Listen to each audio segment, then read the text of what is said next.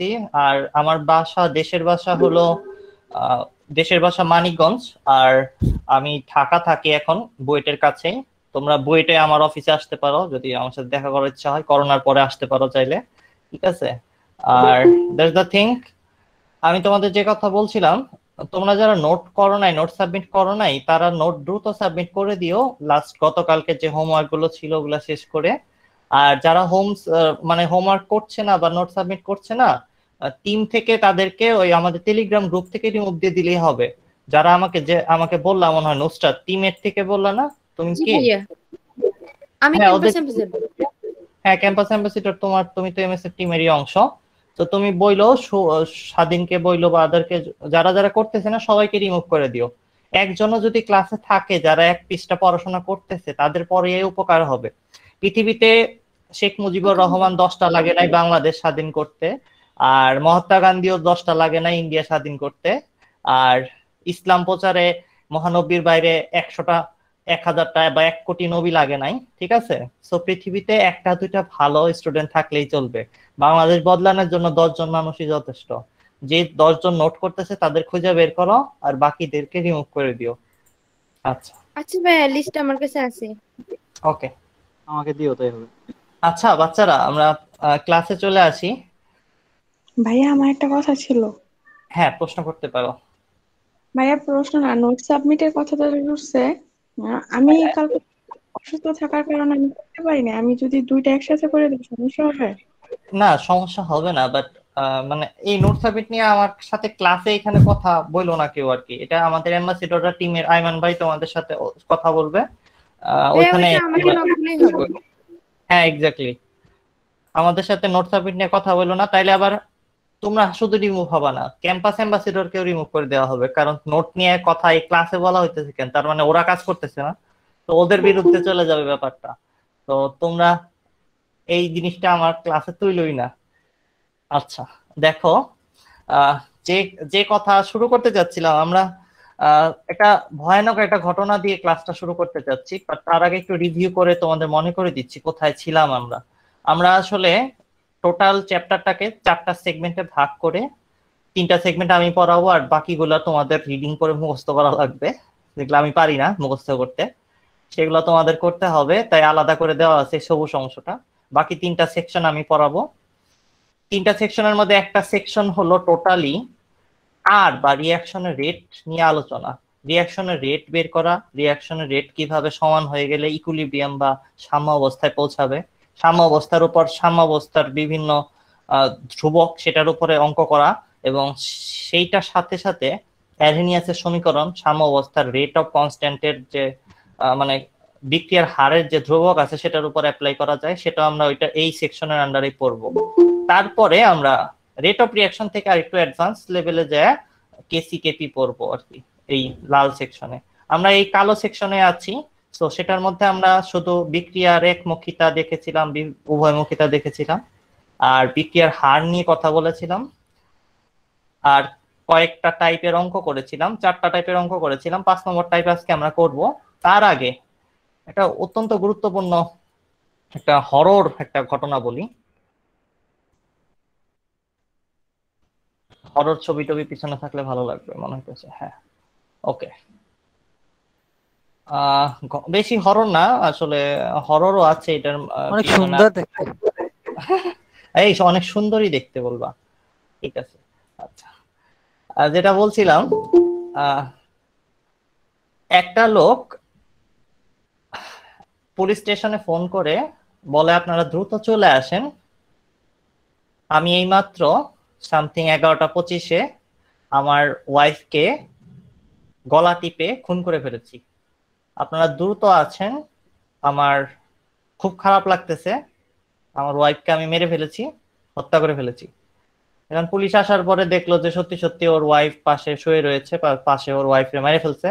আর ও ও খুব কান্নাকাটি করতেছে ওয়াইফ রে ধরে, তুমি আমাকে ছেড়ে চলে গেলা, হ্যান ত্যান এটা ওটা অনেক কথা বলতেছে।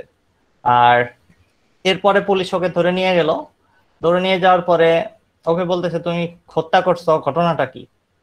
কয় আমি দেখলাম যে আমার ওয়াইফ এবং আমাকে কয়েকজন মানুষ মারতে আসছে, আক্রমণ করেছে, আমি আমার ওয়াইফের প্রাণ বাঁচানোর জন্য তার সাথে মারামারি করতেছিলাম এবং একজন আমার ওয়াইফের প্রাণ নিয়ে নিত। আমি খুব কষ্ট করে তাকে থামানোর জন্য যতখানি চেষ্টা করা যায় করতেছিলাম এবং তার গলা টিপে ধরলাম আমি, এবং তাকে অনেক কষ্ট করে আমি আমার নিজের বাঁচানোর জন্য ওর গলা টিপে ধরে রাখলাম অনেক সময়। তারপরে আস্তে আস্তে আস্তে আস্তে কিছুক্ষণ পরে আমি দেখলাম যে আমার ঘুমটা ভেঙে গেছে, আর আমি যার গলা টিপতে ধরে রাখছি সে আসলে আমার ওয়াইফ ছিল, যে আমার পাশে ঘুমিয়েছিল। পুরো ঘটনাটা লোকটার স্বপ্নে ঘটেছে এবং স্বপ্নে সে নিজের ওয়াইফকে অপর একটা শত্রু বা গ্ল্যাম কি বলবো মানে কি বলা যায়, কোন একটা অপরাধী ভেবে, ছিনতাইকারী বা ডাকাত ভেবে সে আসলে ওর ওয়াইফকে মেরে ফেলছে। এখন ব্যাপারটা অনেক সিরিয়াস, কিন্তু এটা বাস্তব ঘটনা।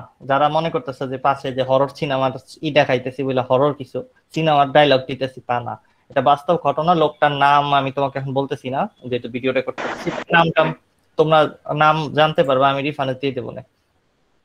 আচ্ছা, কারা চ্যাট কি অফ করে দেবো নাকি? স্বাধীন, জি ভাই চ্যাট অফ করে দেন।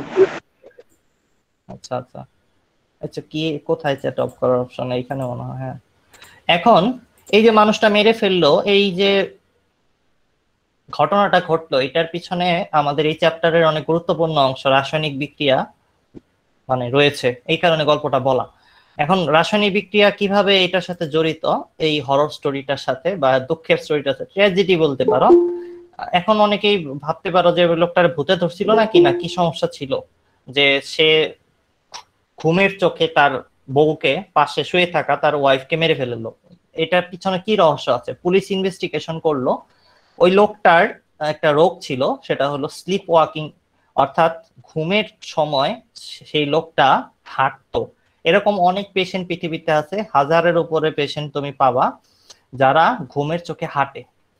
এবং এটার পিছনে রহস্যটা কি, ঘটনাটা কি? ঘুমের চোখে হাঁটে বা ঘুমের চোখে চোখে নড়াচড়া করে বা স্বপ্নে যা দেখে সেই অনুযায়ী বডি যদি রিয়াক্ট করা শুরু করে, তাতে কি কি হতে পারে এবং কি কি হয় না সেটা একটু বুঝো। কে যেন মিউট নাই, একটু মিউট রাখো নিজেকে প্লিজ। আচ্ছা, যেটা বলছিলাম আমি, ঘুমে যারা হাঁটে বা নড়াচড়া করে তারা ঘুমের চোখে কি কি করতে পারে সেটা শুনলে অবাক হয়ে যাওয়া। আমি অবাক হয়েছিলাম, অ্যাটলিস্ট তোমরা অনেক জ্ঞানী মানুষ, হয়তো জানো এগুলা। ঘুমের চোখে মানুষ দরজা খুলে, তালা খুলে বের হয়ে যেতে পারে ঘর থেকে হেঁটে হেঁটে। এরপর পুরো একটা মাঠ ঘুরে আসতে পারে সে। এরপর গ্যাসের চুলা ওপেন করে সুন্দর করে ডিম ফ্রাই করতে পারে। আবার চাইলে যে ডিম ফ্রাই করা শিখছে সে পারে, মানে যার হ্যাবিটে আছে, ওটা হ্যাবিট লুপের মধ্যে যেটা আছে, চাইলে সাইকেলে করেও ঘুরতে পারে মোটামুটি ভাবে। এরপর চা বানাতে পারে, এবং কোনো কারণে ভুলে ঘুমের চোখে গ্যাসের চুলার মধ্যে যে হাত দিয়ে দিবে এটা সে কখনোই করবে না, বিকজ কিছু বেসিক মেমোরি আছে যেটা হ্যাবিটের সাথে যুক্ত, যে এখানে হাত দিলে ব্যথা পাবো, সেটা ঘুমের চোখেও অ্যালার্টনেসে ওর জন্য ওটা কাজ করে। সো ঘুমের চোখে ওই যারা স্লিপ ওয়াকার্স আছে, মানে স্লিপ ঘুমের চোখে যারা হাঁটে বা চলাফেরা করে, এই রোগীরা, আস্তে আস্তেই বলি হ্যাঁ, ক্লাস ডিউরেশন বাড়ুক, তাতে কি আসে যায়, সবাই চলে যাবা, একজন দুইজন থাকবা। ভাইয়া ও যারা স্লিপ ওয়াক করে ওরা কি মানে অ্যাক্সিডেন্ট করে না? আরিফ, আসতেছি। অ্যাক্সিডেন্ট করার সম্ভাবনা খুবই কম, কারণ হলো অ্যাক্সিডেন্টের ব্যাপারগুলোই আসলে ওরা অ্যালার্ট থাকে। ঘুমের চোখে ওরা ওই ব্যাপারগুলো অ্যালার্ট থাকে। যেমন ঘুমের চোখে ওরা ছাদের কাছে চলে যায় না, তাহলে পড়ে যেতে পারে। আবার ঘুমের চোখে আগুনের মধ্যে হাত দেয় না, তাহলে মরে যেতে পারে। এই যে বিষয়গুলো যেটা তুমি জানো, যেটা কারণে অ্যাক্সিডেন্ট হবে, সেটা থেকে তারা বাঁচার চেষ্টা করে অটোমেটিকলি। বাট তাদের দ্বারা অন্য কারো অ্যাক্সিডেন্ট হয়ে যেতে পারে, কারণ সে স্বপ্নে যেটা দেখতেছে ওটা তো বাস্তব না। এখন এই যে লোক, এই লোকের এই রোগ ছিল, তার ওয়াইফ, তার ফ্যামিলি সবাই, ছেলে মেয়ে সবাই জানতো যে তার এই ধরনের অসুখ আছে, কিন্তু কোনোদিনও কোনো ঝামেলা হয় নাই, কারণ স্বপ্নের মধ্যে সে ভালো কিছু দেখতো, ভালো রকমের বিহেভিয়ার করতো, মাঝে মাঝে হাঁটাহাঁটি করতো ঘরের মধ্যে, এবং সে যেন ঘরের থেকে হাইটে কোথাও যায় ব্যথা না পায়, এই কারণে ঘর লক করে রাখা হইতো, ঘর থেকে যেন সে বের হয়ে যেতে না পারে কোনো কারণে ভুলে। সো এই কাজগুলো তার ওয়াইফ করতো। প্রশ্ন করবো এখনো? ভাইয়া এই বলো। ভূতের ছবিগুলো একটু সরাইলে ভালো হতো। ভূতের ছবি, এগুলা ভূত না তো, এগুলা মানুষ। আর ভূত এরকম ভাইয়া ভয় পাইছে। ভাই এগুলা ছেলে হয়ে যদি ভয় পায় এটা তো মান সম্মান ভাই পাইলাম না কি আমরা। সমস্যা? ভাইয়া ভীতু না একদম। অনেকে থাকে পারে। ভাই আমরা ভাই এগুলা দেখলে রাইতে মিলে হানি গুনা করলে মানে সামনে বেশি। ঠিকই আছে, না ঠিক আছে, সমস্যা নেই। এটা দেখো ভাইয়া এখন ঠিক আছে না ভাই? ভাইয়া এবার সমস্যা নাই। ভাইয়া পাইলেন ভাইয়া তাড়াতাড়ি সরানি। ওই দেখো আরেকজনের অ্যালার্জি শুরু। আচ্ছা ঠিক আছে, ভাইয়া আমার তো দিশা মেরা ক্রাশ। আবার দিশা আনলে অন্য কেউ আবার ক্যাটরিনার ফলোয়াররা খেপে যাবে। আচ্ছা যেটা বলছিলাম, ফিরে আসি। ভাই একটা কোশ্চেন ছিল। হ্যাঁ কোশ্চেন করো। জি ভাইয়া, এই যে আপনি এখন বলতেছেন যে স্বপ্নের ভিতরে সে কোনো সময় তার ক্ষতিটা চাইবে না, তার মানে চাইবে আমি না, ক্ষতি সম্পর্কে সে অ্যালার্ট আর কি। জি মানে আমি বাস্তবে যেটা নিয়ে আমি অ্যালার্ট, মানে যেটা ভয় করি সেখানেও সেটা নিয়ে ভয় করবো ঘুমের ভিতরে, হ্যাঁ। আর যেটা আমি অ্যালার্ট আছি ওখানেও অ্যালার্ট থাকবো। হুম আচ্ছা ভাই ঠিক আছে, থ্যাংক ইউ। হুম মানে তোমার আরেকটু ডেপথে যাই। একটা মানুষের মাথার ভেতরে একটা হিপোক্রাম একটা অংশ আছে, কেউ বলতে পারো হিপো কি যেন নামটা? তাহলে তো বলতে পারবো। হিপনোটাইটিস? না হিপনোটাইজ না, মানুষের মাথার খুলির ভেতরে একটা হিপোক্রেটাস নামে একটা অংশ আছে ছোট্ট। জি ভাই। একটা রোগীর ওই অংশটা কেটে ফেলা হয়েছিল। ওই অংশটা কেটে ফেলার পরে তার কোনো কিছু মনে থাকতো না, সে গাজনির মতো হয়ে গেছিল। গাজনি সিনেমায় আমির খানের মতো হয়ে গেছিল। মানে শর্ট টাইম মেমোরি লস, 5 থেকে 10 মিনিটের মেমোরি তার থাকে, কিন্তু দীর্ঘমেয়াদী যে স্মৃতিশক্তি ওইটা ব্ল্যাঙ্ক হয়ে গেছিল। ওই অংশটাই কেটে অপারেশন করে ফেলে দিতে হয়েছিল তার দুর্ঘটনার পরে। ওই লোক একদিন হাঁটতেছিল, সাধারণত সে বাসার বারান্দা দিয়ে হেঁটে আবার বাসায় চলে আসে। এখন তার ওয়াইফও এটা নিয়ে টেনশন করে না, কিন্তু একদিন হয়েছে কি তার ওয়াইফ কোনো কারণে একটু বাইরে চলে গেছে এবং গেট আটকে যেতে ভুলে গেছে। ওই লোক বাসা থেকে বের হয়ে চলে গেছে। এখন ওয়াইফ ঘরে এসে দেখতেছে এই লোক তো বাসা থেকে বের হয়ে গেছে। এখন তার সে জীবনও ফিরে আসতে পারবে না, কারণ তার বাসা যে কোথায় ম্যাপ তো মাথায় থাকে না তার। আর বাসা কিভাবে ফিরবে এটার জন্য তার কোনো রকম স্মৃতিশক্তি নাই। 5 মিনিট পর তো সে পুরো দুনিয়া সবকিছু ভুলে যায়। ওর যে বউয়ের নামই বলতে পারে না, যে ওয়াইফ যে ওর সেটার নামও তার নামও বলতে পারে না সে। এই মানুষটারে নিয়ে কত বিপদের মধ্যে আছে চিন্তা করে। এখন আইসা দেখে যে ওই নাই, ঘরের মধ্যে নাই। তো সারা দুনিয়া তন্ন তন্ন করে খোঁজা শুরু করছে, মোটামুটি ঘর থেকে বের হয়ে যায়, অনেক দৌড়াদৌড়ি করতেছে, অনেক মানে 1-2 কিলোমিটার রাস্তা মোটামুটি খোঁজেছে। খোঁজার পরে অনেক হতাশ হয়ে বাসায় ফিরে আসছে। বাসায় ফিরে এসে দেয় লোকটা ওর বাসায় চলে আসছে ঠিক মতো। এখন ডক্টর এটার উপর রিসার্চ করেছিল এই পেশেন্টের উপরে। সে আসলে হ্যাবিট থেকে যে জিনিসগুলো করতো সেটা ভুলে না। ওর হ্যাবিট ছিল যে এটা এই জিনিসের পরে ওই জিনিস দেখে দেখে বাসায় আসবো। সেটা হচ্ছে ছোটবেলা থেকে বাসায় আসতে আস্তে আস্তে ব্রেনে হ্যাবিট লুপের মধ্যে চলে আসছে। হ্যাবিচুয়াল জিনিসগুলো সে ভুলতো না। কিভাবে বাথরুমে বসতে হয়, বাথরুমে পানি দিতে হয়, সেই জিনিস ওর মনে আছে। এই জিনিস ওর শিখাইতে হয় না। এটা কিন্তু বাচ্চাদের শিখাইতে হয়, বাচ্চাদের কিন্তু এটা মেমোরিতে থাকে না। কিন্তু বাচ্চাদের যখন হ্যাবিট লুপে চলে আসে তখন ওটা অটোমেটিকলি সে করতে পারে। এটা তোমাদেরকে বলতেছি, তোমাদেরও হ্যাবিট লুপের মধ্যে কিছু কিছু জিনিসকে রাখতে হবে। যারা মেডিকেল বুয়েটের জন্য পড়তেছো তাদের জন্য বলতেছি, বুয়েটের সময় আমাদেরকে কিছু কিছু অভ্যাস করানো লাগে, যে খাতার এই অংশটা এইভাবে ভাঁজ করবা, এইভাবে কাটবা, এইভাবে একটা প্রবলেমকে ধরবা। এই ধরনের ট্রেনিং দেয়। আমি জেনারেলি আমার অ্যাডমিশন ব্যাচকে এই ট্রেনিংটা দেওয়া হয়, যে খাতাকে কেমনে দেখবা, প্রশ্নকে কেমনে রিড করবা। ওই অভ্যাসটা থাকার কারণে ওদের মাথার কি বলে যে অংশটা চিন্তা শক্তির সাথে কানেক্টেড, ওইটা দিয়ে চিন্তা করতে হয় না ওদের। ওরা চিন্তা করা ছাড়াই একটা প্রশ্নের প্রায় 30% সলভ করে ফেলে, বিকজ ওদেরকে ওইভাবে ট্রেনিং দেওয়া হয়েছে। আমি হাতের মধ্যে বাড়ি দেই ঠাস করে যে এই জিনিসটা ঠিক মতো স্পিডে করতেছে না কেন, প্রবলেমটা এভাবে ধরার কথা এভাবে ধরতেছে না কেন, একটা অঙ্ক বা একটা সৃজনশীল প্রশ্ন কিভাবে ধরতে হয়। এই যে মাইনুল আছে, মাইনুলের ভাইরেও হাতে বাড়ি দিতাম আমি, আমার মনে আছে।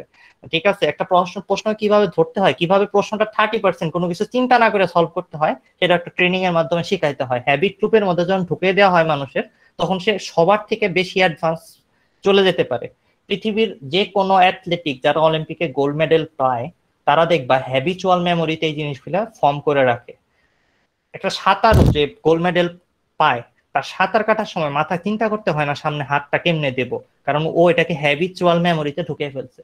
তো তুমি যে প্রশ্ন করলা যে ভাই কি কি মনে রাখতে পারে ঘুমের চোখে মানুষ, অ্যান্সার হলো হ্যাবিট, কোর হ্যাবিট, যেটা খুব সিগনিফিকেন্ট হ্যাবিট, যেটা পড়ে যাবো ছাদের নিচে গেলে আগুনে হাত দিলে হাত পুড়ে যাবে, এই জিনিসগুলো সে মনে রাখতে পারে এবং হারিয়ে গেলে বাসায় ফিরে আসতে পারবে, কারণ এটা হ্যাবিটের মধ্যে আছে। আমি সেই কথা বলতে চাচ্ছিলাম না, হ্যাবিট লুপে পড়ে যাই। তোমাদের আমি যেটা বলতে চাচ্ছিলাম, রাসায়নিক পরিবর্তনের ঘটনাটা কি এখানে। পুলিশ আইডেন্টিফাই করলো, সাইকোলজিস্টের ডাক দিল যে ঘটনাটা কি, এই লোকটারে কি মার্ডার কেসের আসামি হিসেবে যাবজ্জীবন দেবো না ফাঁসি দিয়ে দেবো। কিন্তু সাইকিয়াট্রিস্টরা অনেক গবেষণা করে অনেকগুলো রিজন দেখাইলো পুলিশকে এবং জাজকে। প্রথমত বুঝাইলো যে এই লোকটার বডির মধ্যে যে রাসায়নিক বিক্রিয়া হওয়ার কথা ঘুমানোর সময় সেটা হচ্ছে না।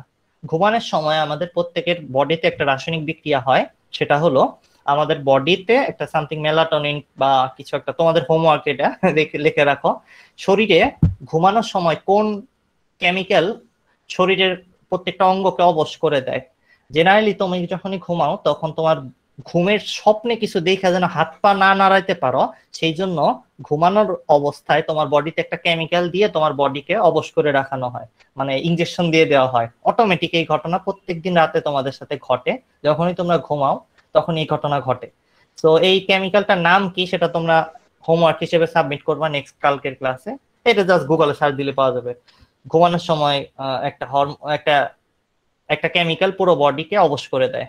এই লোকটার ওই কেমিক্যাল রিয়াকশনে ঝামেলা ছিল, মানে ওই লোকটা যখনই ঘুমাইতো তখন তার বডিতে ওই কেমিক্যালটা ঠিক মতো নির্গত হইতো না, মাথার থেকে বডিতে সিগন্যালটা আসতো না যে বডি ঘুমিয়ে যাওয়ার কথা বা হাত পা নড়বে না এখন। এই লোকটা যখনই ঘুমাইতো স্বপ্নে যা দেখতো তার বডি ওভাবে, স্বপ্নে যদি কাউকে মারতো তাহলে আশেপাশে কাউকে মার দেওয়া শুরু করে দিত, স্বপ্নে যদি হাঁটতো তাহলে আশেপাশে সে হাঁটা শুরু করে দিত। এবং এরকম ঘটনা তার লাইফে অনেকবার ঘটেছে। সবগুলো ইনসিডেন্ট পুলিশ এবং সাইকোলজিস্টরা গবেষণা করে দেখলো। এরপরে পুলিশদের সাইকোলজি বুঝিয়ে বলল একটা মানুষ নিজের প্রাণ বাঁচাবে, এটা অনেক আগের, যখন মানুষ গুহায় ছিল, গুহা মানব ছিল, তখনই তার জেনেটিক্স এর মধ্যে বাঘ, শিয়াল, হরিণ এগুলা দেখে যেভাবে নিজেকে বাঁচানো যায় সেটার একটা ইন্টেলিজেন্স ডেভেলপ করা আছে। জেনেটিক্যালি হাজার হাজার বছর ধরে মানুষ এই জিনিসটা নিজের মধ্যে ডেভেলপ করে রাখছে। ভূমিকম্প হইলে কেমনে নিজেকে বাঁচাবে বা ডাকাত ধরলে কিভাবে বাঁচাবে, সেই অ্যালার্টনেস একটা হ্যাবিটের মধ্যে থাকে।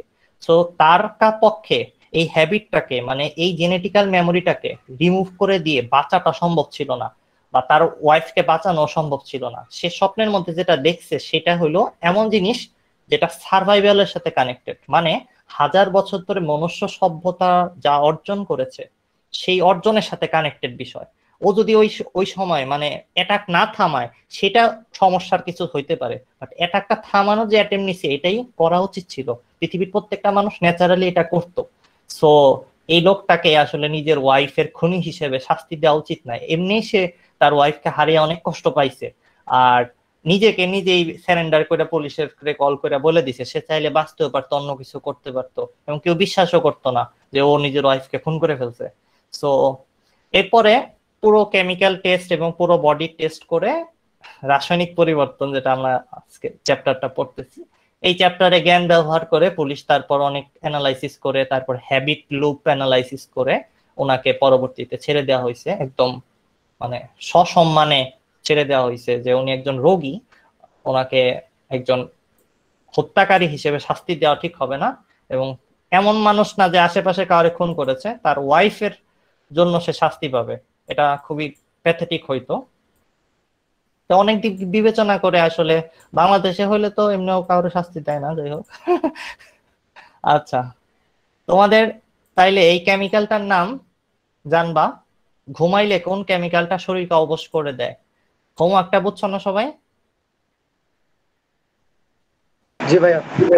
আচ্ছা, আরো অনেক অনেক মজার মজার ঘটনা আমি জানি, কিন্তু সব বলবো না, কারণ অনেকেই একটু পড়াশোনা না করলে পরীক্ষা A+ নিয়ে টেনশনে থাকে। ঠিক আছে, আচ্ছা আরো স্টোরি পরে বলবো। দেখো, আমরা রাসায়নিক বিক্রিয়ার হার নির্ণয় করতেছিলাম। হার মানে গলায় পরে যে স্বর্ণের, ওইটা না, প্লাস্টিকেরটাও না। বিক্রিয়া কত, কিছু বলবা? কে আনমিউট করছো নিজেরে? আটকে গেল নাকি? আচ্ছা, কিছু বলবে না, সে সমস্যা নাই। আমরা বিক্রিয়াটাকে একটু লিখি। এখানে যে প্রশ্নটা সবাই তুলো একটু একটু একটু করে। প্রশ্নটা মানে পুরোটা তুলতে হবে না, আমি যতটুকু লিখে দিই এইটুকু তুলো, বাকিটা তো এই স্লাইডের মধ্যে পেয়ে যাবা তোমরা।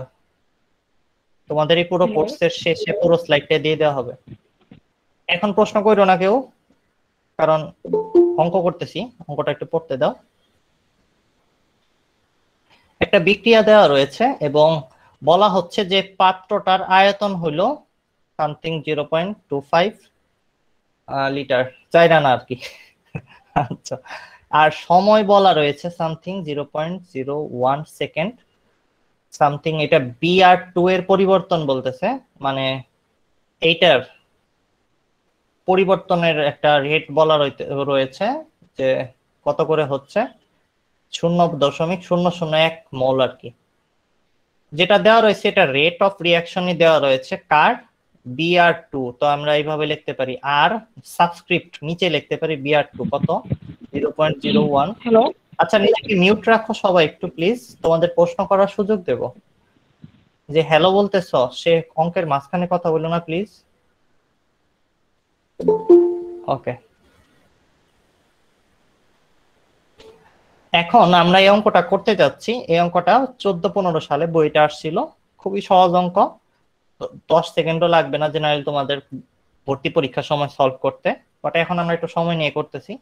আমাদের রেট অফ রিঅ্যাকশনের সূত্র একটাই, ওই যে একটু আগে যেগুলা পড়ছিলাম আমরা, কি যেন পড়েছিলাম, দুইটা সূত্র পড়েছিলাম, এই যে এখানে মাইনাস বিশিষ্ট সূত্রটা এইটা, তার মানে বোঝাই যাচ্ছে অঙ্কে এটাই ব্যবহার করতে হবে, আর কিছুই বলার নাই। 4টা টাইপ কালকে করেছিলাম, আজকে 5 নম্বর টাইপ দেখতেছি। আর BR2 মানে কিছুই না, সূত্র লিখবা DDC of BR2 divided by, sorry DDT of C আর কি, ডিভাইডেড বলা উচিত না। এখন দেখো এইটার মান কত বলে দিছে, ওই যে এই যে বলে দেওয়া হয়েছে, তো আমার ওইটা চিন্তার কিছু নাই, আমি এখানে বসে দিতে পারি সরাসরি। আচ্ছা, এটা একটু বড় করে লিখে ফেলতেছি, কি আমি লেখা বড় হয়ে গেছে, হ্যাঁ কোথায় লিখবো এটা চিন্তার ব্যাপার। এখানে লিখি -0.001। এরপরে কি দেখো, এই সি কত, CBR, সি মানে ঘনমাত্রা।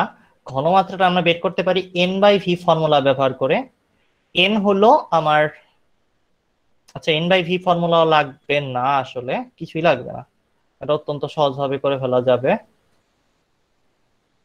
আমার মোলটা বলা আছে। আচ্ছা, এর পরিবর্তন এত হলে এটা না, এটা দেওয়া নাই আমার তো অ্যানসারে বিক্রিয়ার হার নির্ণয় করতে বলা হয়েছে, এটা নির্ণয় করব। যেটা দেওয়া আছে সেটা কি দেওয়া আছে সেটা একটু লিখে দেই। N দেওয়া আছে, মানে মোল সংখ্যা দেওয়া আছে, মোল সংখ্যার চেঞ্জ কতখানি হচ্ছে, ডেল্টা N দেওয়া রয়েছে, সেটা কত, -0.01 মোল। আচ্ছা, তাহলে ডেল্টা C কত হবে, N/V করে বের করা যাবে।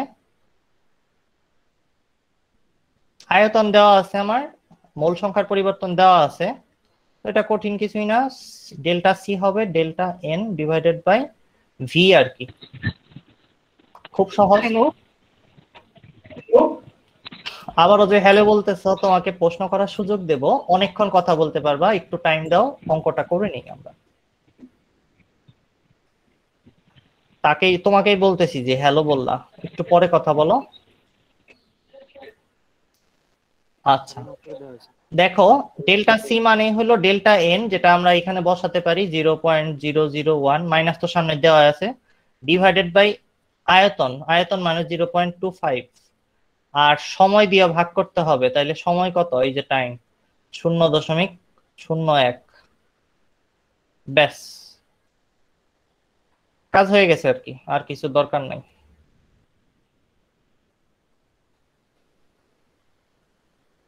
কেউ অ্যান্সারটা বলে দাও একটু তাড়াতাড়ি করে, কত আসে। রেট অফ রিঅ্যাকশনের মানটা কত আসে, কেউ একজন বলে দাও। এখানে যদি মাইনাস সহ বসাই তাহলে মাইনাসটাও চলে যাবে, দেখতে ভালো লাগবে, ওতে কিছু আসে যায় না মাইনাস সহ থাকা না থাকাতে। কেউ কি ক্যালকুলেটর নিয়ে বসো নাই, সরি আমি এটা এটা উপরে উপরে ভাইয়া নিচে করতেছে। আমার ক্যালকুলেটর জন্য কই রাখছি পাচ্ছি না। 0.4 0.4 ভাই। 0.4 0.4 সবাই এককটা লেখো আমার সাথে সুন্দর করে। এটা ছিল মোল, তাকে ভাগ করছো লিটার দিয়ে, মানে মোল পার লিটার পার সেকেন্ড, মানে পার সেকেন্ড এভাবে লিখবা, শেষ। এই যে অ্যান্সার এখানে দেওয়া রয়েছে, আমাদের সবাই আমরা আসলে করতে পারছি অঙ্কটা ঠিকঠাক মতো, কোনো ঝামেলা হয় নাই। এইবার যে হ্যালো হ্যালো বলতেছিলেন ম্যাডাম, আপনি একটু বলেন কি সমস্যা হচ্ছে, বুঝেন নাই কি? ভাইয়া ওর নেট প্রবলেম ছিল, সেই জন্য হ্যালো হ্যালো করতেছি। ও আচ্ছা, কিভাবে জানলা তুমি স্বাধীন? ভাই বেশ কিছুক্ষণ ধরে জয়েন হতে ডিস্টার্ব করতেছিল, তারপর ও শুনতে পাচ্ছিল না কিছু। এই জিনিসগুলো তুমি জানলা কেমনে? ভাইয়া ও ক্লাস না দেখাই দেখতেছিল কে জয়েন করতেছিল কে লিফট করতেছিল। মাইনুল ঠিক মতো গবেষণাটা করতে পারছে। আচ্ছা, আমরা বিক্রিয়ার হার সংক্রান্ত আর কোনো কথা বলবো না, কারণ 5টা টাইপের অঙ্ক করেছি আমরা। এখন দেখো, বিক্রিয়ার হারের আরেকটা বিশেষ রূপ মাঝে মাঝে আছে, এটাকে বলা হয় গড় বিক্রিয়ার হার। এখন গড় বিক্রিয়ার হার কিভাবে করে নির্ণয় করবা? কোনো নতুন সূত্র শিখতে হবে না, শিখতে হবে না, গড়ে নির্ণয় করতে হবে। মানে তুমি বিক্রিয়ার হার মনে করো এন মোল কোনো কিছুর জন্য নির্ণয় করেছো, এন মোল কোনো কিছুর বিক্রিয়ার হার যদি আর হয়, তাহলে 1 মোল থাকলে সেটার বিক্রিয়ার হার গড়ে কত হইতো বের হয়ে যাবে। তো সোজা কথা, যার বিক্রিয়ার হার নির্ণয় করেছো তাকে ওই জিনিসটার মোল সংখ্যা দিয়ে ভাগ করে দাও, তাহলে তুমি গড় বিক্রিয়ার হার পেয়ে যাবা। যেমন এই যে এটার গড় বিক্রিয়ার হার নির্ণয় করতে গেলে এর যে হারটা বের করি আমরা নর্মালি, এর ঘনমাত্রার পরিবর্তনের হার মাইনাস দিয়ে যেটা আমরা বের করি আর এর মান, সেটাকে এ দিয়ে ভাগ করে দিছি। মানে এর মোল সংখ্যা যদি 2 থাকে 2 দিয়ে ভাগ করবা, 5 থাকলে 5 দিয়ে ভাগ করবা। এখানে যদি বি এরটা একই রকম ভাবে বি দিয়ে ভাগ করছি, মানে এনে যদি 5 থাকে 5 দিয়ে ভাগ করবা, 7 থাকলে 7 দিয়ে ভাগ করবা, অঙ্ক করে দেখাবো, সমস্যা নাই। আর সি থাকলে সি দিয়ে ভাগ করবা, ডি থাকলে ডি দিয়ে ভাগ করবা। খেয়াল করে দেখো ডানের গুলা লেখার সময় প্লাস দিয়ে লেখা হয়েছে কেন, বলো? গতকালকে বলা হয়েছে, কেউ বলো ডানের গুলো। এক্স্যাক্টলি, এগুলো তো প্রোডাক্ট বা উৎপাদ, উৎপাদ বলে, রাইট, জিহাম ঠিক বলেছে। আচ্ছা, আরেকটা ছোট্ট একটা কনসেপ্ট আমরা জানবো এখানে, এরপরে অঙ্ক করব। ভাইয়া একটা কথা ছিল এই সূত্রটা নিয়ে। হ্যাঁ বলো। এখানে যে লিখছেন 1/c into ddc of dt হবে না, শুধু d যে? ওই শুধু ডি দেখতেছো, আমি কি কোনো, হ্যাঁ এখানে কোথাও ভুল হয়েছে? হ্যাঁ এই যে, না না না ভুল হয় না, এই যে এখানে না, জি ভাইয়া একটা ডি মিসিং আছে, আমি খেয়াল করি নাই, ডি দিয়ে দিতেছি, সমস্যা নাই। এই যে এখানে হবে টি অবশ্যই, হ্যাঁ টি এর সাপেক্ষে। ডিফারেন্সিয়েশন কিছু সাপেক্ষে না করা হলে তো ভুলই, প্রিন্টিং মিস্টেক আর কি, টাইপিং মিস্টেক। আচ্ছা, আজকাল কিছুদিন পর আর স্লিপ অফ পেন বলবে না, ইংলিশটাই চেঞ্জ হয়ে যাবে, তোমাদের যে ইংলিশ শেখানো হয় ওটাই চেঞ্জ হয়ে যাবে। আচ্ছা দেখো, যেটা বলছিলাম, বিক্রিয়ার হারের সাথে আদি ঘনমাত্রার একটা সমানুপাতিক সম্পর্ক থাকার কথা। একটু চিন্তা করে বলো তো সবাই, আমি যদি এতখানি বিক্রিয়ক নিয়ে, মানে প্রোডাক্ট রিঅ্যাক্টেন্ট নিয়ে রিঅ্যাকশন শুরু করি, তাহলে এটা থেকে বেশি হারে, মানে মানে বেশি রেট পাবো না বিক্রিয়া হওয়ার, আর নাকি একটুটুক নিয়ে শুরু করলে এটার থেকে বেশি রেটে যাবে, বলো তো? বিক্রিয়ক থেকে বেশি হার পাওয়া। এটা কিন্তু সবসময় হয়, মানুষ কিন্তু বুফেতে গেলে অতিরিক্ত খাবার খায় ফেলে অনেক সময়। কারণ কি? কারণ অনেক বেশি খাবার আছে, ওই কারণে খাওয়ার রেট বাড়িয়ে দেয়, তাই না? আবার অনেক ক্ষেত্রে দেখা যায় ঢাকায় বুফের মধ্যে কি বলে, বেশি সময় যাবত দেওয়া হয় না খাইতে, মানে সময় টাইম লিমিট থাকে, এই কারণে সবাই তাড়াতাড়ি তাড়াতাড়ি খায় ফেলে, রেট বেড়ে যায়। তো ঘটনা যাই বলো, যেভাবেই ভাবো, খাবার রেট বেড়ে যাবে যদি খাবারের মেনু অনেক বেশি থাকে, ঠিক আছে? সো তুমি যে অবস্থায় চিন্তা করতেছো বিক্রিয়ার হারটা, সেই অবস্থায় বিক্রিয়ক বা রিঅ্যাক্টেন্টের পরিমাণ কি আছে সেটার উপর বিক্রিয়ার হারটা প্রপোর্শনাল টু বা সমানুপাতিক, এটুকু বুঝতে আমাদের কারো কোনো কষ্ট হওয়ার কথা না।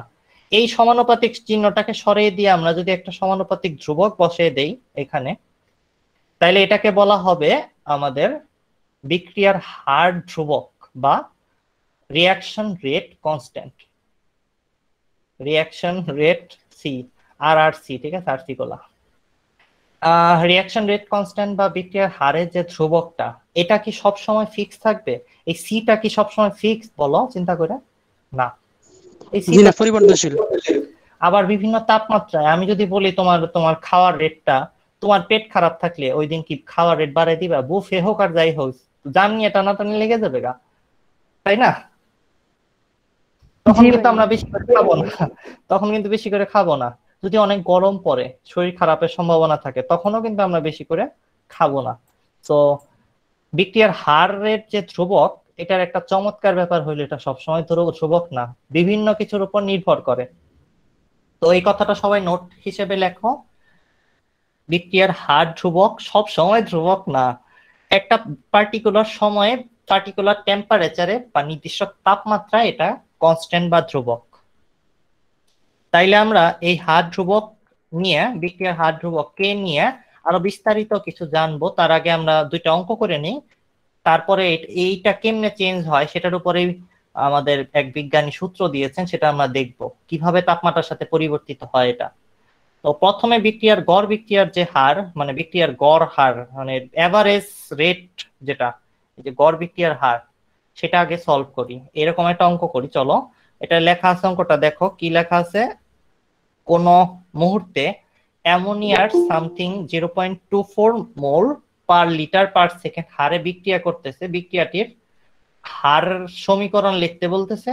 তারপরে পানি আছে আমাদের এখানে, এই যে পানি, আমি বিক্রিয়াটা লিখে দিচ্ছি রিঅ্যাকশনটা টোটালি, কারণ এটা হলো ওই যে কি বলে মোবাইলে লেখা রিঅ্যাকশন, এটাকে ভালো করে লিখে দিচ্ছি তোমাদের জন্য। 4NH3,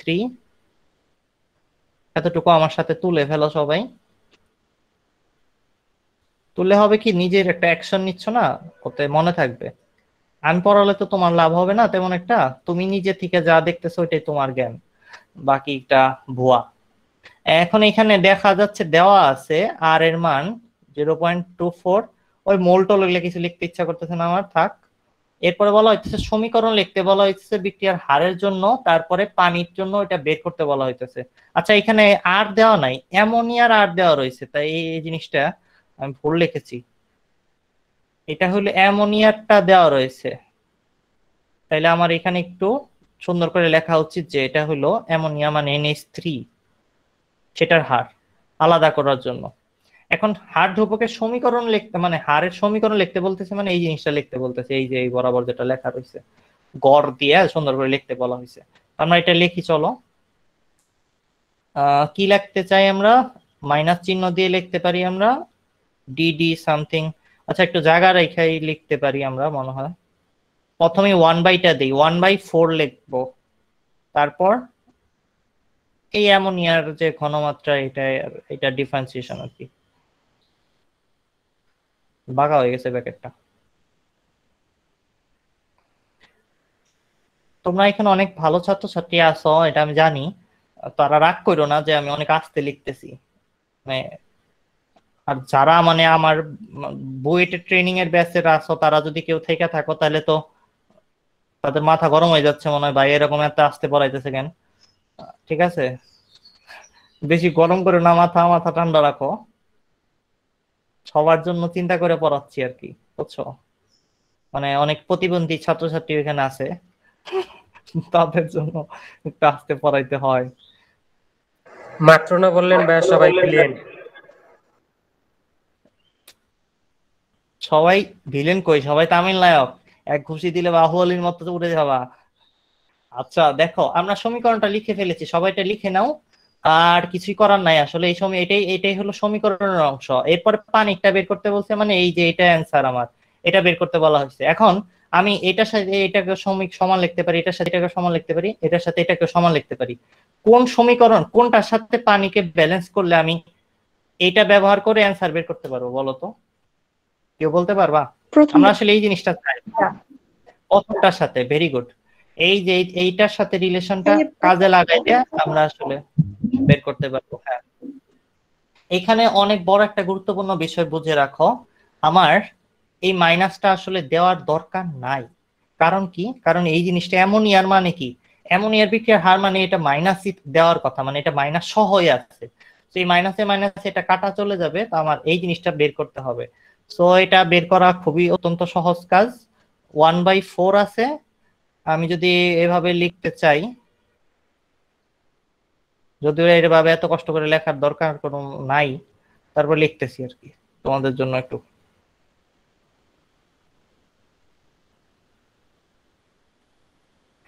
এই হলো জিনিসটা। আর আমার এই যে তোমার লাল করে দেখাচ্ছি, ভালো করে দেখো, এইটুকু আসলে এইটুকু এইটা দেওয়া আছে, আমার এইটা বের করতে বলা হয়েছে। তাহলে একটু তাড়াতাড়ি কেউ বের করে অ্যান্সারটা বলে ফেলো।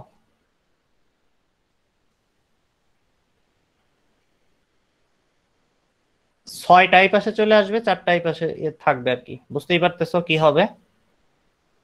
মানে অ্যান্সার হবে আর অফ H2O জিনিসটা হবে কি 6/4 ইন্টু আর অফ NH3। কত আসে বলো? অ্যান্সারটা বলো। 0.36 0.36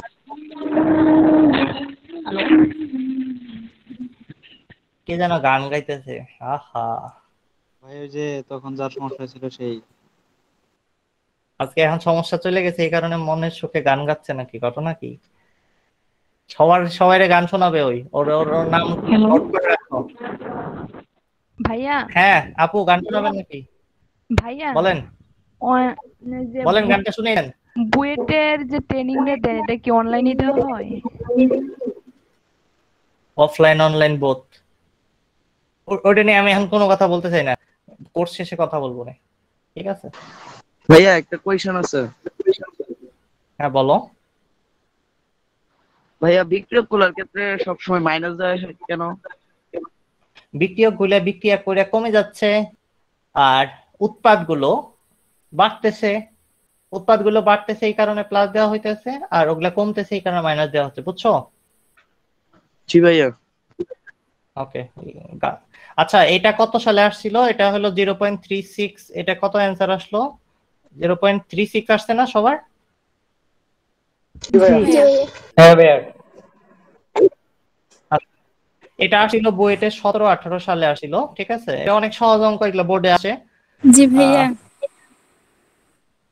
ওকে, দেখো প্রারম্ভিক অবস্থায় মানে ইনিশিয়াল কন্ডিশনে, যারা ইংলিশ ভার্সনে আছে তাদের বলতেছি প্রারম্ভিক আবার কি, ইনিশিয়াল কন্ডিশনে একটি বিক্রিয়ার হার বলা রয়েছে, মানে রেটটা দেওয়া রয়েছে। তোমাকে বলা হচ্ছে বিক্রিয়াটার হার ধ্রুবক এত, মানে বিক্রিয়ার হার রেট কনস্ট্যান্টও বলা রয়েছে। এটার মধ্যে 2টা মাইনাস চলে আসে ভুলে। ইনিশিয়াল কন্ডিশনে বিক্রিয়াটার কনসেন্ট্রেশন বের করতে বলা হইতেছে। তার মানে আমাদের যে সূত্র শিখেছি একটু আগে হার ধ্রুবকের, ওইটা অ্যাপ্লাই করলে খুব কুইকলি হয়ে যাবে, অত্যন্ত সহজভাবে। মানে কে সি নর, এটাই তো আর বের করার সূত্র ছিল, এখান থেকে সি নটটা বের করতে বলা হয়েছে। তার মানে আর ডিভাইডেড বাই কে করলেই হয়ে যাবে। সো আর এর মান আছে এখানে 2.2 × 10⁻⁵, আর কে এর মান দেওয়া রয়েছে, ক্যালকুলেটরে চাপ দিয়ে অ্যান্সারটা দ্রুত বলে দিলে ভালো হয়।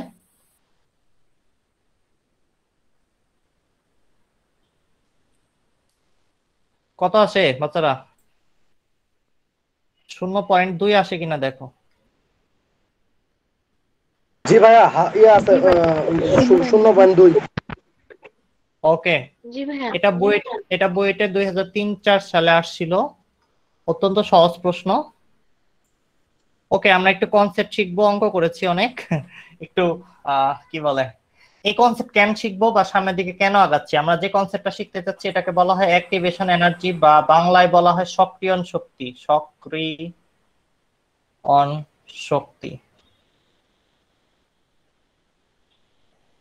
ওকে, সক্রিয়ণ শক্তি বা অ্যাক্টিভেশন এনার্জি, এটা পড়তেছি কেন সেটা বুঝতে হবে। আমরা কোন সেকশনে আছি ভুলে গেলে চলবে না। আমরা 4টা সেকশনে পুরো মিউট রাখো নিজেরে।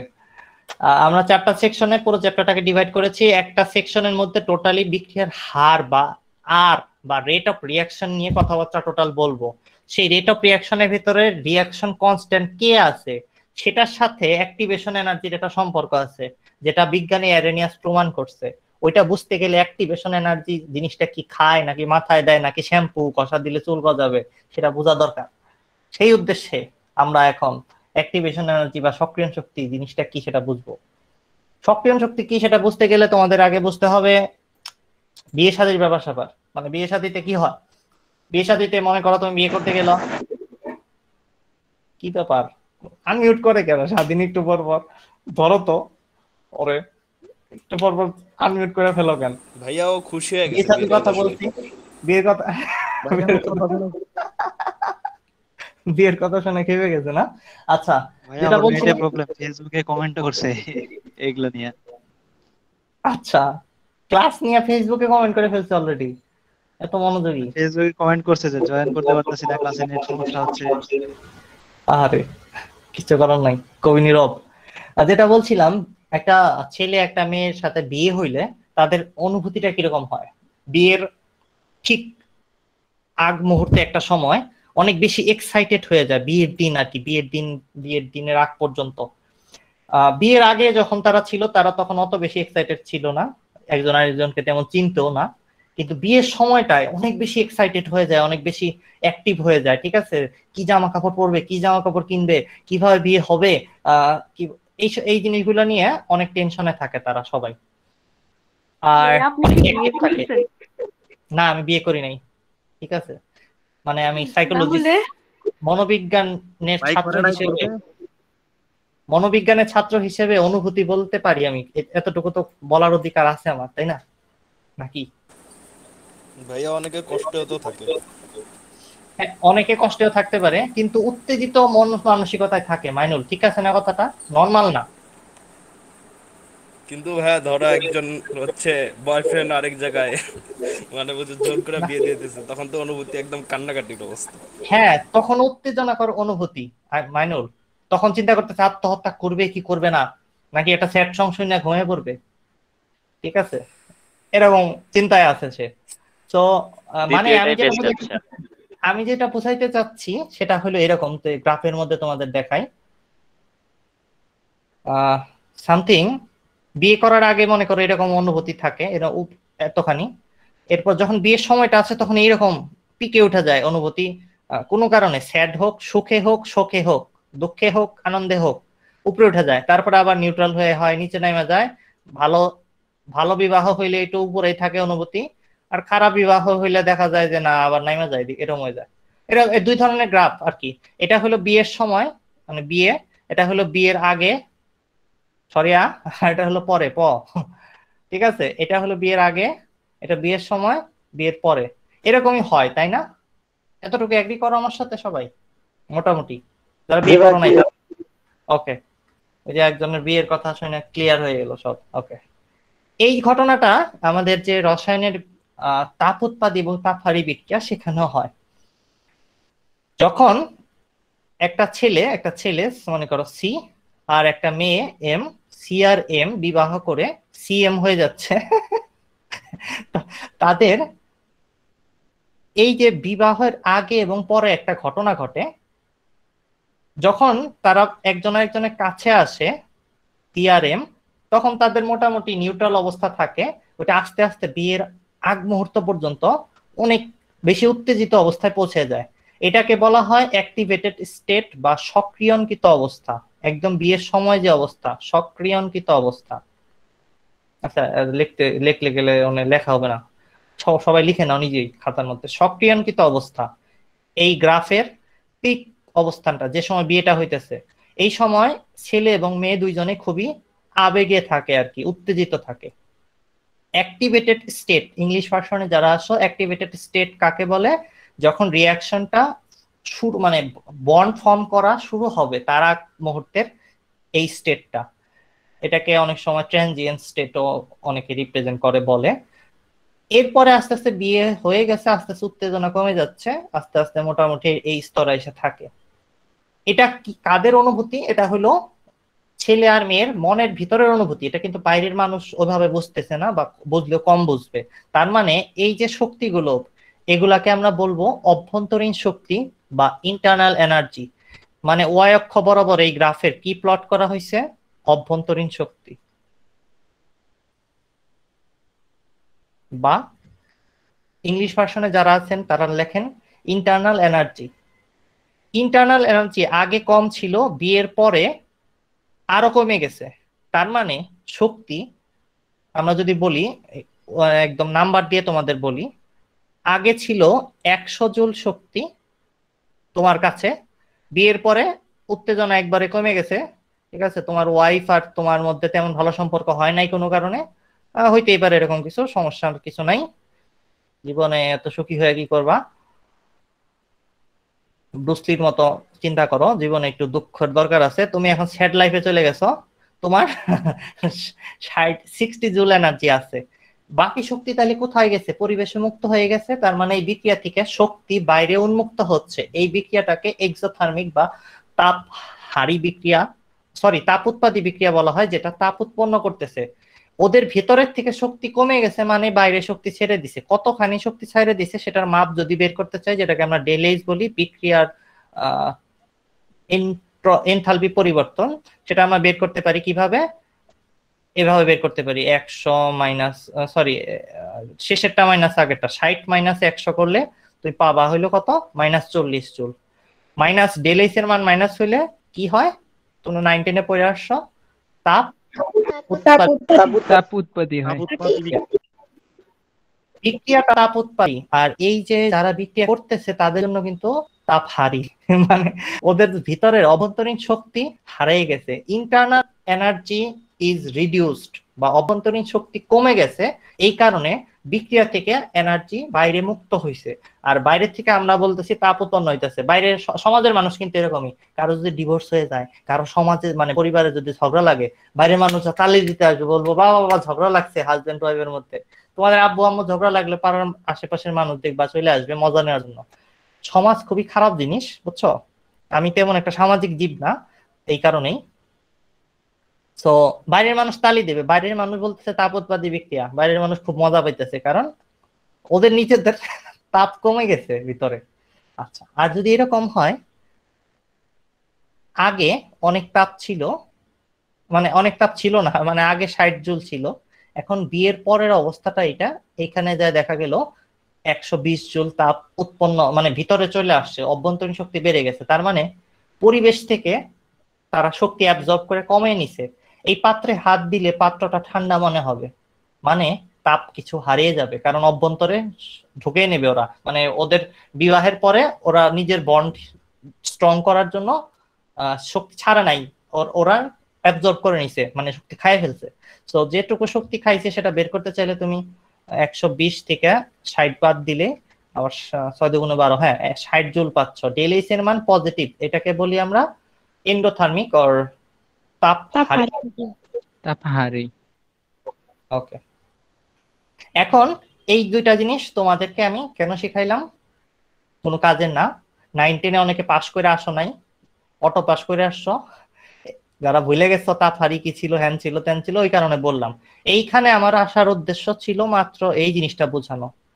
এইখানে যে অনেক বেশি একটা এনার্জি, মনে করো 180 জুল, মনে করো সামথিং এই পয়েন্টে 200 জুল, যে এনার্জিটা এই জায়গায় আসার পরে অভ্যন্তরীণ শক্তি হিসেবে আসে, সেইটা হইলো এক্সাইটেড স্টেটে এনার্জি। কিন্তু এটাকে সক্রিয়ণ শক্তি বা অ্যাক্টিভেশন এনার্জি বলা যাবে না। সক্রিয়ণ শক্তির মূল সংজ্ঞা হইলো, সক্রিয়ণ শক্তি কাকে বলবা? সক্রিয়ণ শক্তি হইলো এই শক্তি আর এই শক্তিটার পার্থক্যটা, মানে এইটুকু, এই লালটুকু। তো আমি যদি এখন সবাই বাংলা কথাটা খাতায় লিখে নাও, ইংলিশ ভার্সনের জন্য বলতেছি। সক্রিয়ণকৃত অবস্থায় মোট শক্তি থেকে যদি তুমি বিক্রিয়ার পূর্বে যেটা থাকে সেগুলাকে কি বলি আমরা? বিক্রিয়ক।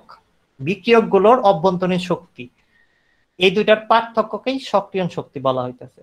মানে সক্রিয়ণকৃত অবস্থায় যত শক্তি ভিতরে থাকে তার থেকে বাদ দিতে হবে বিক্রিয়ক গুলার, মানে এখানে যে যে এনার্জি আছে এগুলা কারা, এটা হলো এ আর বি আলাদা আলাদা বিক্রিয়ক অবস্থায়।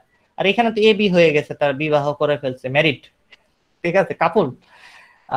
এই বিক্রিয়ক গুলার অভ্যন্তরীণ মোট শক্তি এবং সক্রিয়ণকৃত অবস্থায় তাদের মোট শক্তি যা থাকবে এই দুটার পার্থক্য হবে অ্যাক্টিভেশন এনার্জি। তার মানে activation energy EA is the energy difference between activated state energy minus reactant স্টেটের এনার্জি।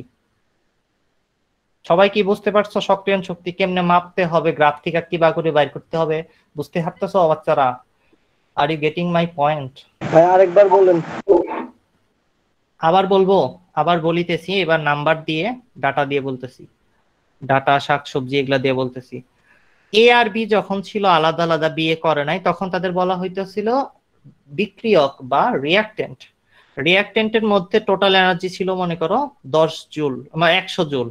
এখন এরা সক্রিয়ণকৃত অবস্থায় পৌঁছে যাওয়ার পরে এদের শক্তি হয়ে গেছে 500 জুল মনে করো।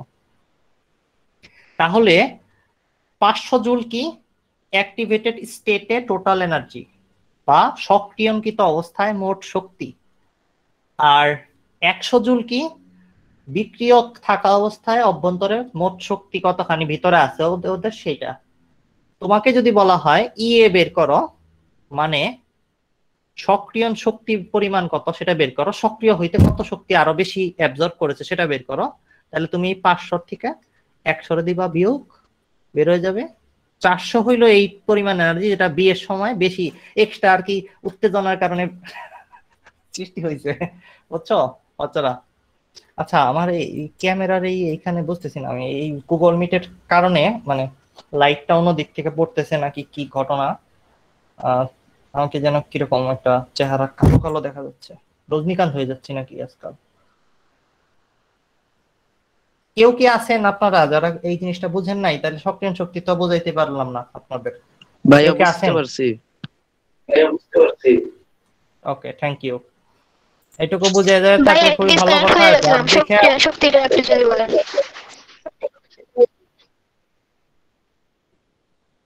তুমি কেটে কিছু বললা কিন্তু আমি ধরতে পারি না, একটু প্লিজ কেউ আমাকে ওর কথাটা বুঝিয়ে বলবা কি বললো একটা ভদ্র মেয়ে। ভাইয়া ও ডিসকানেক্ট হয়ে গেছিল সেজন্য বুঝতে পারে নাই। আচ্ছা, লিখে রাখো জাস্ট, সক্রিয়ণকৃত অবস্থায় মোট শক্তি থেকে বিক্রিয়কের মোট শক্তি বাদ দিয়ে দিলে যে শক্তিটুকু পাবা, এই যে গ্রাফে পিঙ্ক কালারের যে রেখাটা দেখতেছো এটাকে অ্যাক্টিভেশন এনার্জি বা সক্রিয়ণ শক্তি বলে। ওকে, সক্রিয়ণ শক্তি কিন্তু এই জায়গায় একটু এই যে এই গ্রাফের মধ্যে অনেক বড় লেখা দিয়ে দেখানো হইতেছে, কারণ সব সময় এটার সাথে পরিবর্তন দেখবা। অনেকে করে সক্রিয়ণ শক্তিটা বুঝি নাই, ডিসকানেক্ট হয়ে গেছিলাম। আচ্ছা, সক্রিয়ণ শক্তি কি সেটাই তোমাদের এতক্ষণ ধরে বলতেছি, আবারও খেয়াল করো। ধরো বিক্রিয়ক এ আর বি বিক্রিয়া করার আগ মুহূর্তে এ আর বির মোট অভ্যন্তরীণ শক্তি ছিল সামথিং 100 জুল, আর এটা যখন বিক্রিয়া করার অবস্থায় পৌঁছাইলো তখন অনেক বেশি এক্সাইটেড বা উত্তেজিত হয়ে গেল, বিয়ের সময় যেটা আমাদের হয়। তখন ঠিক এরা উত্তেজিত হয়ে এদের ভিতরে অভ্যন্তরীণ শক্তি বেড়ে বেড়ে বেড়ে বেড়ে বেড়ে বেড়ে আরো 500 জুল বেড়ে টোটাল 600 জুল হয়ে গেল। সক্রিয়ণকৃত অবস্থায় মোট শক্তি হলো এটা। তো সক্রিয়ণকৃত অবস্থায় মোট শক্তি ইএক্স, এক্সাইটেড স্টেটে টোটাল এনার্জি থেকে বিক্রিয়কগুলোর অভ্যন্তরীণ শক্তি দুটাকে বাদ দিয়ে দাও, তাহলে তুমি যে শক্তি পাবা সেটাই হলো অ্যাক্টিভেশন এনার্জি বা ইএ, সক্রিয়ণ শক্তি। মানে সক্রিয় হইতে যতখানি শক্তি লাগলো, বিয়ের সময় এক্সট্রা তুমি যে পরিমাণ উত্তেজিত হয়ে গেছো, যে শক্তি ব্যয় করে ফেলছো, জামা কাপড় কিনতে যায়, লিপস্টিক লাগাইতে যায়, মেয়েরা পার্লারে যে পরিমাণ শক্তি নষ্ট করে ফেলছে, সেইটা হইলো বিয়ের সময় ব্যয়িত শক্তি বা সক্রিয়ণ শক্তি বিক্রিয়ার জন্য। বুঝছো? কেউ কি আসো এখনো বুঝো নাই?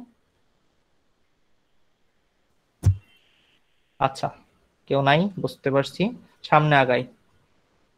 আমার পাশে যার ছবি দেখতে পারতেছো ওনার নাম হলো সুইডিশ কেমিস্ট আর কি, কেমিক্যালের উপরে, কেমিস্ট্রির উপরে সায়েন্টিস্ট, সেভান্টে আরহেনিয়াস। 1927 সালে তোমার জন্মের আগে, আমার জন্মের আগে, আমার জন্মের আগে মারা গেছে এই ব্যক্তি। দেখা বিদেশি শার্লক হোমের নায়ক মনে হচ্ছে।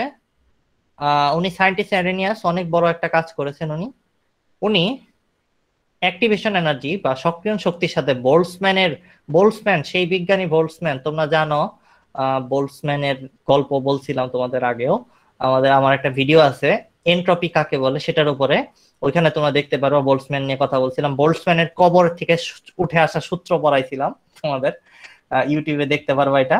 বোল্টজম্যান খুব সুন্দর যে আবিষ্কার করেছিল ইকুইপার্টিশন অফ এনার্জি, যেটাকে বলা হয় এক একটা মাত্রায় কতখানি করে শক্তি ডিস্ট্রিবিউশন হবে। তোমরা ছোট্ট মানে এত বেশি কথা না বললে তোমাদের একটু যদি মনে করে দিই তাহলে মনে পড়বে। তোমরা PV is equal to something কি জানি একটা পড়ছিলা, এনআরটি পড়ছিলা তাই না? তারপরে এখান থেকে 1/3 NMC স্কয়ার এভাবে কি জানি পড়ছিলা, তারপরে এটাকে যেন কিভাবে 2/3 RT এরকম একটা কিছু বের করা যায় এরকম দেখছিলা তাই না? তার মানে হইলো এই RT 1/RT বা RT এই ফরম্যাটে চিন্তা করাটাকে বলা হইতেছে যে বোল্টজম্যানের মতো করে চিন্তা করা।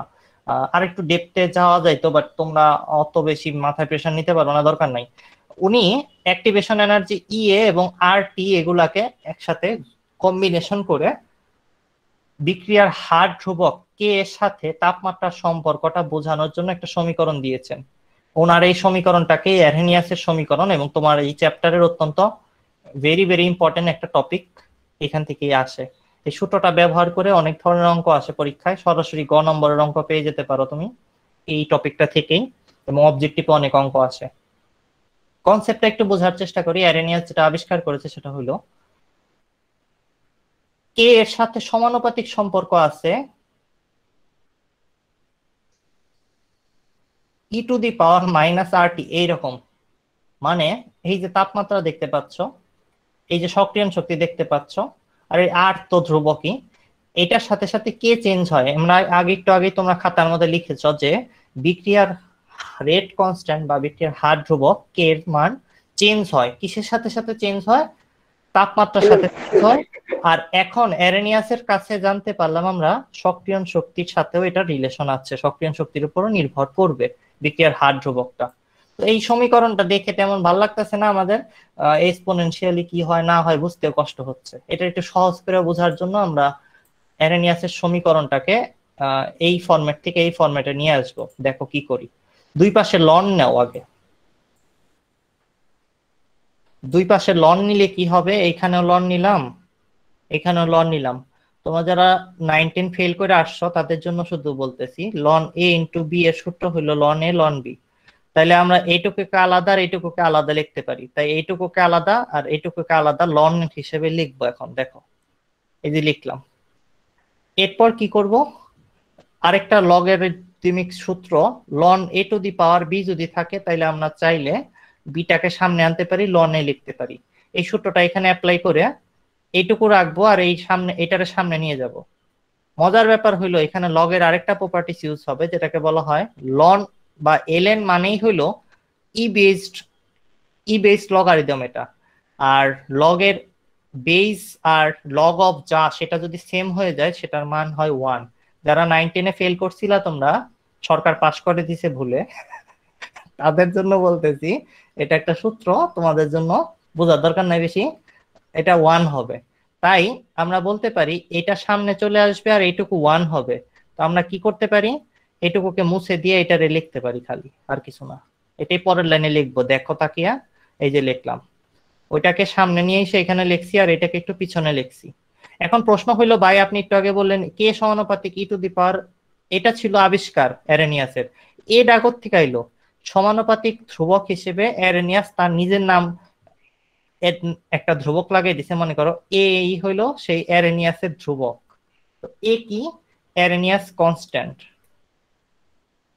তো বেটা এত কষ্ট করে আবিষ্কার করছে সূত্র, তোমার নিজের নামে একটা এ লাগাবে না, এতে সন্দেহ কি আছে? লাগাই দিছে। এখন আসো, এই পুরোটা যেহেতু কনস্ট্যান্ট, লন এ ও একটা কনস্ট্যান্ট, তাহলে এনে ভ্যারিয়েবল বা চেঞ্জ হইতে পারে জিনিস কি কি আছে? এইটা আছে, এইটা আছে, এইটা আছে। আর ও ধ্রুবক, এ ও ধ্রুবক, বাকিগুলো ধ্রুবক। এখন যেহেতু এরা চেঞ্জ হইতে পারে, একটা নির্দিষ্ট বিক্রিয়ার জন্য একবার বিয়ে করলে তো আবার ওই বিয়েটা রিপিট করা যাবে না, তার মানে সক্রিয়ণ শক্তিও একটা নির্দিষ্ট বিক্রিয়ার জন্য কি চেঞ্জ হবে বলো? বিয়ে কি এক বিয়ে দুইবার করা যায়? আচ্ছা, তোমরা যদি স্টার জলসা দেখো তাহলে তো অবশ্যই করা যায়, ওই কথা বলতেছি না। আচ্ছা, তাইলে এই পুরো সমীকরণটাকে আমরা চাইলে একটা গ্রাফের মাধ্যমে প্রকাশ করতে পারবো। কারণ কি? কারণ এইটাও ধ্রুবক, এটাও ধ্রুবক, এটাও ধ্রুবক, খালি রইলো ওয়াই, আর এইটাও করে যদি এক্স বলো, Y is equal to M X plus C, সরল লেখা আঁকবো একটু পরে, বাট আমি ওইদিকে যাইতেছি না, আমি এই পর্যন্ত আসছি না, এটার একটু সামনে নিয়ে যাই। যদি যে কোনো একটা তাপমাত্রা একটা নির্দিষ্ট হার ধ্রুবক থাকে K1 আর K2 ও T1, তাইলে আরেকটা নির্দিষ্ট তাপমাত্রায় একই জিনিসটাই, মানে এই সমীকরণটাকে দুইবার লেখা হয়েছে, একবার এবা করে আর একবার এবা করে, দুইটা নির্দিষ্ট তাপমাত্রায়, দুইটা ভিন্ন ভিন্ন তাপমাত্রায় কে এর মান ভিন্ন হয়েছে, আর দুইটা কে দেখা যাইতেছে K1 K2। এদের মধ্যে যদি আমরা একটা সম্পর্ক বের করতে চাই, এটারে এটা দিয়ে ভাগ করলে বিয়োগ করলে বের হয়ে যাবে। এটার থেকে এটা বিয়োগ করলে কি হবে বলতো? এটা কাটা চলে যাবে, আর এটা এখানে প্লাস হয়ে যাবে, আর এটা মাইনাস হয়ে আসবে। তোমরা যারা আবারও 9 10 ফেল করছো তাদের বলতেছি ln a minus ln b is equal to ln a divided by b। তাহলে এই পুরো জিনিসটা বিয়োগ করলে আসবে, সরি আমি উল্টা বিয়োগ করেছি, বিয়োগটা এভাবে হবে না, উল্টা করবা, মানে নিচেরটার থেকে উপরেরটাকে বিয়োগ করতে বলছি, তাই এটা মাইনাস হবে, এটা প্লাস হবে, এটা মাইনাস হয়ে যাবে। এই দুটা গেল কাটাকাটি, আর এই দুটাকে একসাথে করে যোগ করা হয়েছে। এত কিছু বোঝার দরকার নাই, ওভারঅল একটা সমীকরণ পাইতেছি আমরা যেটা দ্বারা অঙ্ক করা যাবে। এই অঙ্ক অনেকবার বোর্ডে আসছে, অনেকবার বইতে আসছে, না মেডিকেলে আসে না, এই অঙ্ক মেডিকেলে আসবে না, তবে বোর্ডে প্লাস পাইতে গেলে এই অঙ্ক লাগবে। এটা কি করে দেবে আমাকে? এই সূত্রটা কে বুঝতেছো? আমাকে কেউ একজন বলে দাও তো, এটা কেন করলাম, এগুলা দেখি, এটা বানানোর দরকার কি ছিল? কেউ বলতে পারো? কথা আছে নাকি? নির্দিষ্ট তাপমাত্রা কে এর মানটা কিরকম হবে এটার জন্য ভাইয়া দুইটা ভিন্ন তাপমাত্রার ক্ষেত্রে এগুলা ব্যবহার করতে হবে। গালিব ভিন্ন ভিন্ন গালিব নাকি? গালিব বললা? আচ্ছা, গালিবের সাউন্ড মনে হইলো। যাই হোক, ও জুবাইর, সরি জুবাইর সাউন্ড আর গালিবের সাউন্ড অনেকটা ক্লোজার। আচ্ছা, T1 তাপমাত্রায় কে এর মান জানা থাকলে T2 তাপমাত্রায়ও কে এর মান আমরা খ্যাট করে বের করে ফেলতে পারবো, এটা হলো একটা সুবিধা। আবার আরেকটা সুবিধা হইলো K1 K2 T1 T2 দুইটা তাপমাত্রায় জানা থাকলে আমরা এই সমীকরণ ব্যবহার করে ইএ মানে সক্রিয় শক্তি বের করতে পারবো। সো এটা হলো অনেক বড় একটা সুবিধা। একটু উদাহরণ দেখাই, কালকে অঙ্ক করবো এটার উপরে, আজকে অঙ্ক করবো না। তারপরে আমি তোমাদের একটু দেখাইতে চাই যে কেন এটা করলাম। আমি যদি পরীক্ষা করি ল্যাবে টেস্ট করে T1 তাপমাত্রা T2 তাপমাত্রায় সামথিং, মনে করো T1 ছিল 30 এটা হলো মনে করো 40 কেলভিন আর কি।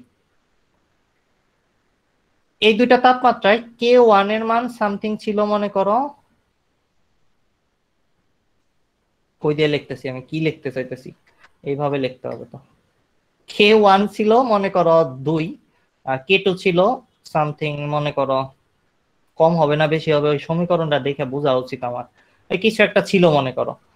এখন আমি কিন্তু এই চারটা তথ্য ল্যাব থেকে নিয়ে আসবো টেস্ট করে, এই K1 K2 T1 T2 এগুলা জানা থাকলে আমরা ওই যে সমীকরণটা বের করলাম ওইটার মধ্যে বসিয়ে ইএ বের করে ফেলতে পারবো। কারণ আর এর মান আমরা জানি, আর এর মান ধ্রুবক 8.316 মোলার গ্যাস ধ্রুবক।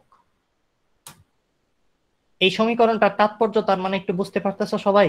বিভিন্ন তাপমাত্রা চেঞ্জ করে আমরা একটা অদ্ভুত জিনিস, বিয়ের সময় অনেক উত্তেজিত থাকবে মানুষ, তার কিন্তু সক্রিয় শক্তি বের করাটা এত সহজ হবে না, সেটাকে এইখান থেকে এই টেকনিকে বের করে আনা যাবে। আবার যদি সক্রিয় শক্তি জানা থাকে, তাপমাত্রা একটারটা জানলা আরেকটারটা জানো, নির্দিষ্ট একটা অন্য একটা তাপমাত্রা কে এর মান কত হবে সেটা বের করতে পারবা। কে এর মান একটা তাপমাত্রায় যাই না, অন্য আরেকটা তাপমাত্রায় যায় যদি বের করতে পারো, তাহলে সুবিধা কি হবে বলতো?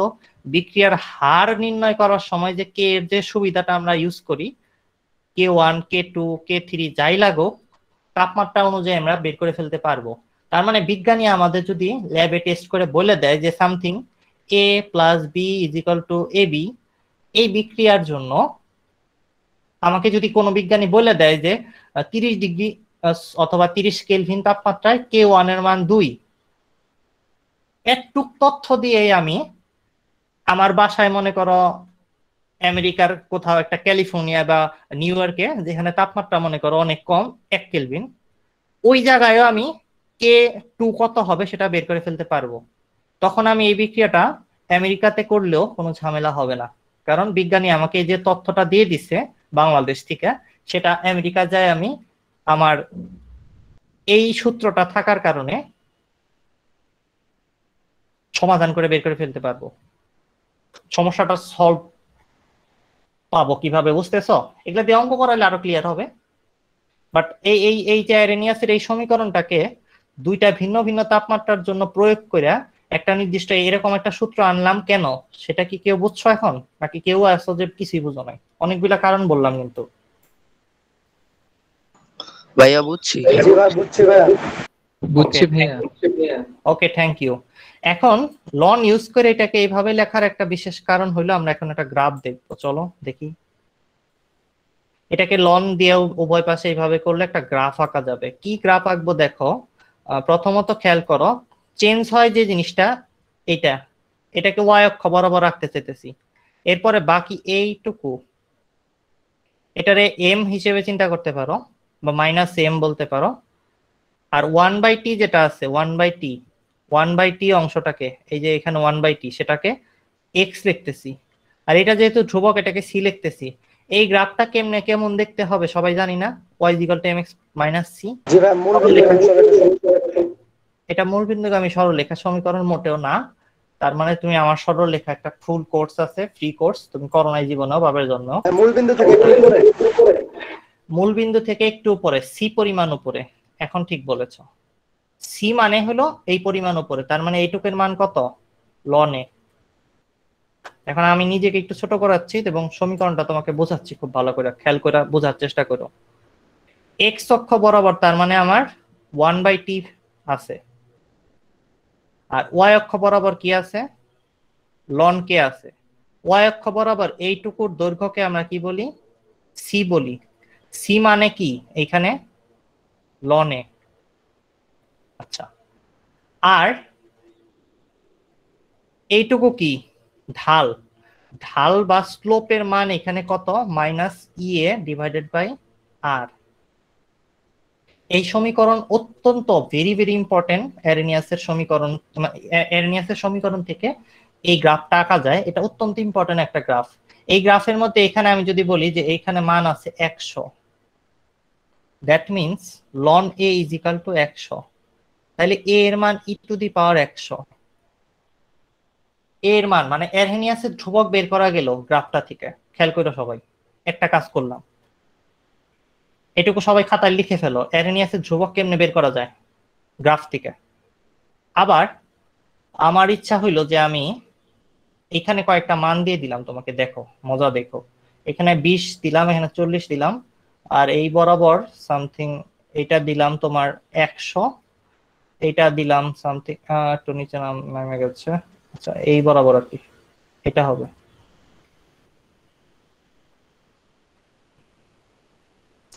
হ্যাঁ, এটা দিলাম তোমাকে, এইটা যেটা আছে সেটা দিয়ে দিলাম।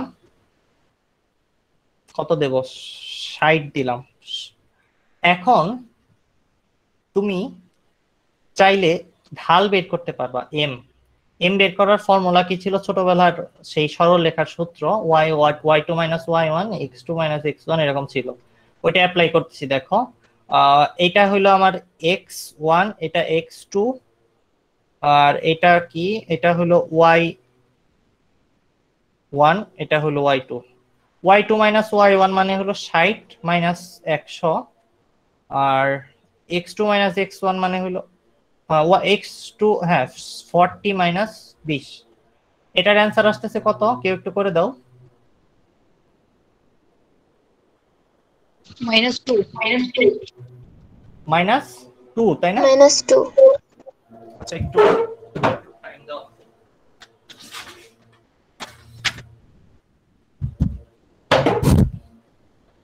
ওকে, -2 যদি এম এর মান আসে, এখান থেকে আমরা লিখতে পারি -2 = এই জিনিসটা।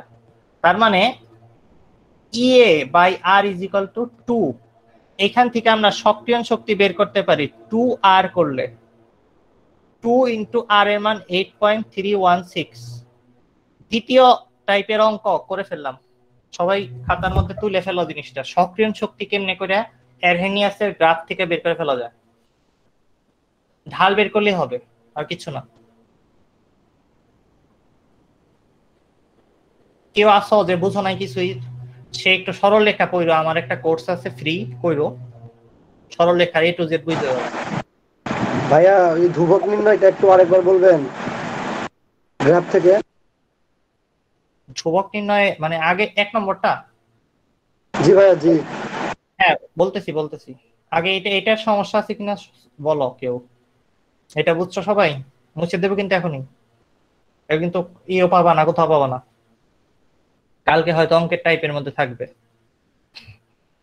আচ্ছা একটু ব্রিফে বল। হ্যাঁ থ্যাংক ইউ। প্রশ্ন করার জন্য আমি করে দিচ্ছি, আবার বোঝাই দিচ্ছি, সমস্যা নেই। আমাদের এইটা ছিল x1 20, উপর দিকে y এর মান ছিল সামথিং 100, আর এটা মনে করো সামথিং 60 আছে, আর এটা আছে কত, এটা মনে করো 40 আছে। এখন আমি যদি ঢাল নির্ণয় করি, ঢালই আসলে কি এইটুকু, মানে মাইনাস ইএ বাই আর। তো ঢালের মান যেভাবে নির্ণয় করো ওইভাবে নির্ণয় করবা।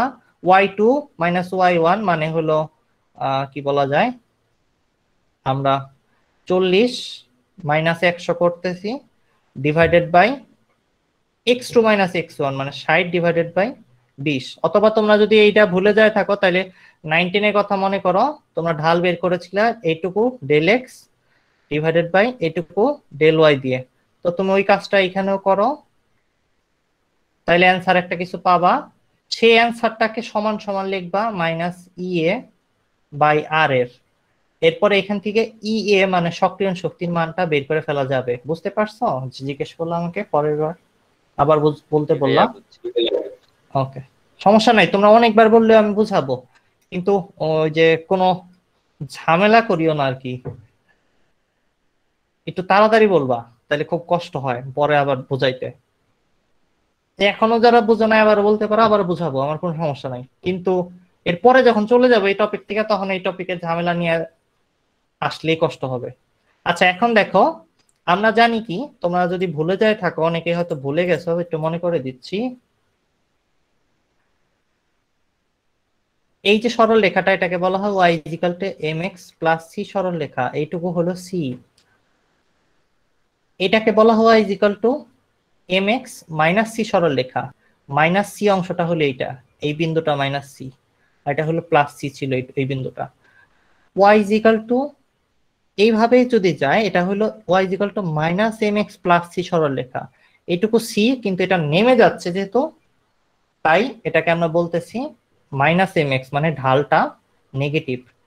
আর এটাকে আমরা বলবো y equal to minus mx minus c সরল রেখা, কারণ এটা নিচের থেকে এখান থেকে নেমে যাচ্ছে এইভাবে করে, সরি এইভাবে করে। এই তো। আর যদি c এর মান 0 হয় তখন আমরা বলতাম y ইকুয়াল টু mx, অথবা বলতাম y ইকুয়াল টু, এভাবে যদি নেমে যায় না ওঠে তখন মাইনাস mx।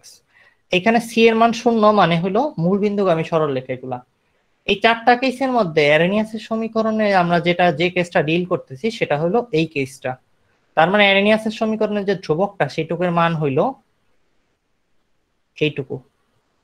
তো যে ধ্রুবকের কথা জিজ্ঞেস করলাম, মুছে দিচ্ছি এখন, সে এইটুকু কত সেটা যদি দেওয়া থাকে 100, তাহলে এইটুকুর মানই আসলে 100।